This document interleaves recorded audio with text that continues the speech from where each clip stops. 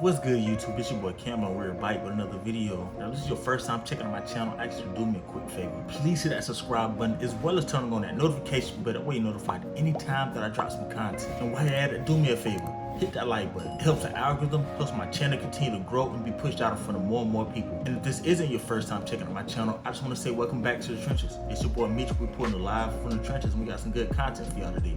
Well, let me rephrase that. We ain't from the trenches, but we still represent the trenches, you feel me? And y'all know the saying, either tap in with me to stay broke. And before we get too deep into the video, do me a favor.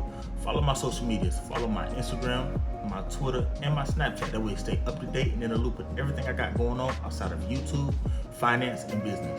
With the way that our world has changed and shifted due to the pandemic and people losing jobs and people being forced to look at other avenues such as investing in crypto, stocks, properties, real estate, and other business ventures, today we're going to talk about the real estate market and the best states to really start real estate in. Now, as we covered in my last video, I think if you're a shark or if you have a certain mentality, I think it'd be a great opportunity, a great idea to get into real estate, and rather that be a realtor or somebody who just invests in properties. Today we're going to cut another spectrum in the end of it, and we're going to speak of it from a perspective of solely being an investor.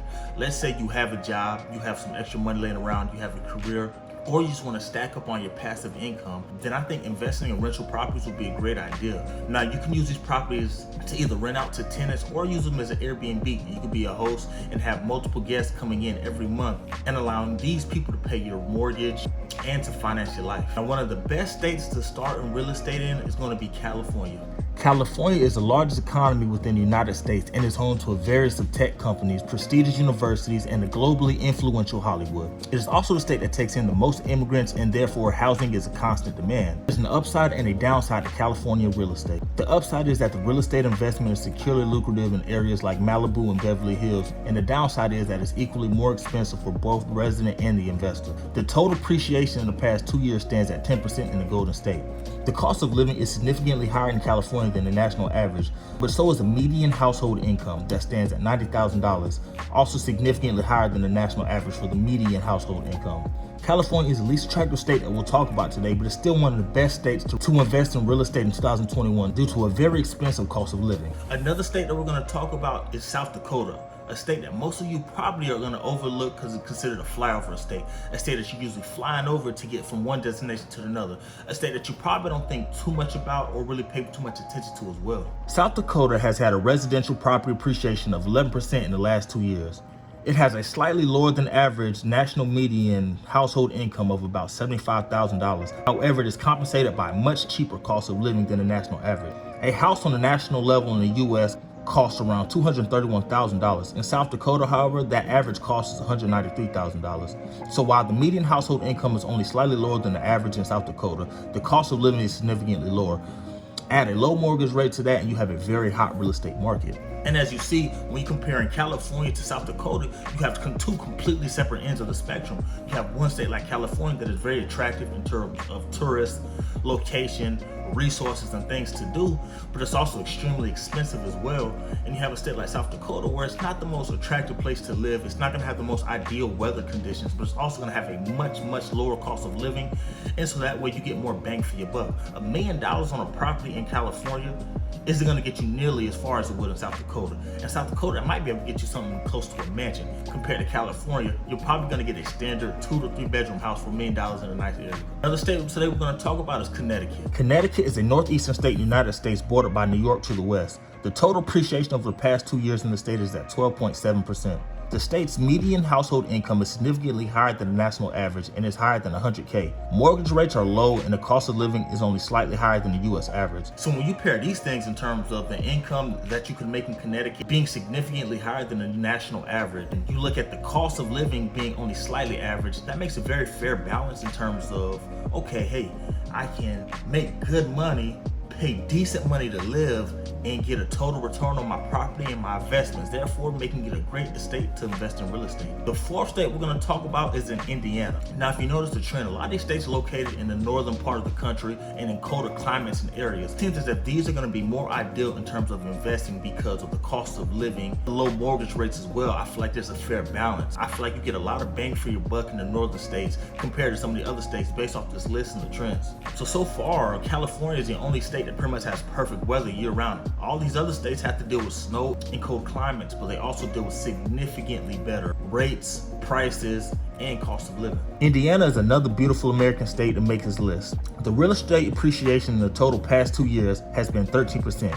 Indiana is significantly cheaper than the United States at large when it comes to the total cost of living. A typical average house in Indiana costs around $142,000. Compare that to a typical house across the US average, which is around $231K, then you know Indiana is a real estate bargain. Although the median income in Indiana is a lot lower, but it's not significantly lower than the national average, it stands at $73,000. Mortgage rates are also extremely low.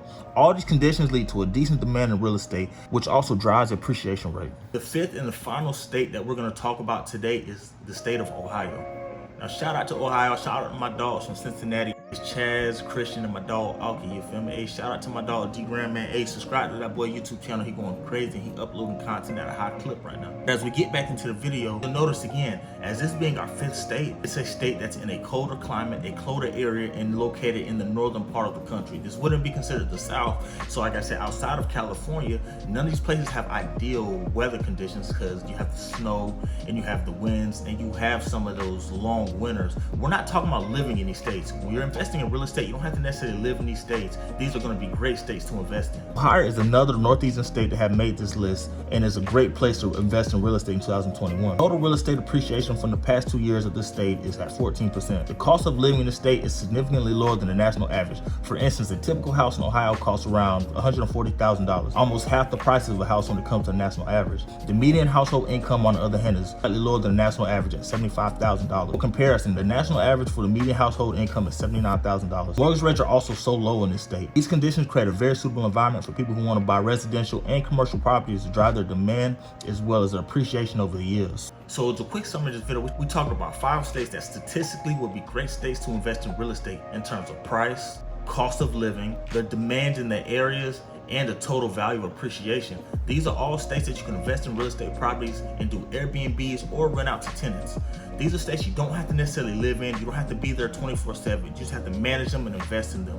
I think if you follow this listing, follow this model, I think you will be very successful in investing in real estate. Rather you want to be a real estate investor or you eventually just want to be a realtor. I'm not a financial advisor. I'm not a banker. I am not an accountant, nor am I anybody to tell you what to do. I'm not some financial guru. I'm simply a guy trying to give y'all free game and trying to relay the information given to me back to you all and help out the trenches, because there's a lot of stuff in the trenches that we don't know about. And this is information that's going to help us continue to grow and further our knowledge and advance us moving forward. So if you made it to this point in the video, do me a favor, drop the gorilla emoji down in the comments. Let me know you're still watching. And if you haven't already, please hit that subscribe button as well as turning on that notification bell. That way you're notified anytime that I drop some content. And while you're at it, please leave a like down below as well. It helps the algorithm, helps my channel continue to grow and be pushed out in front of more and more people. I just want to say I thank y'all. I love y'all. I appreciate y'all for watching my videos. Continue to show me so much love, so much support, man.